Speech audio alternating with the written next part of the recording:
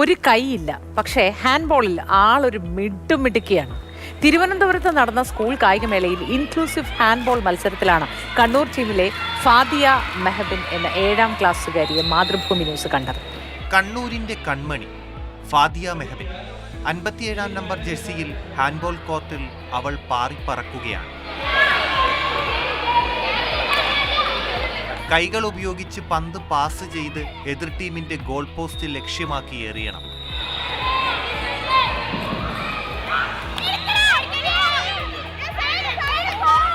Kolavallur UP സ്കൂളിലെ 7ാം ക്ലാസ്സുകാരി ഫാദിയയുടെ വലതു കൈയിലാണ് ലക്ഷ്യത്തിലേക്കുള്ള ഉന്നം. ഒപ്പം ആഗ്രഹിച്ചത് നേടിയെടുക്കാനുള്ള വാശി.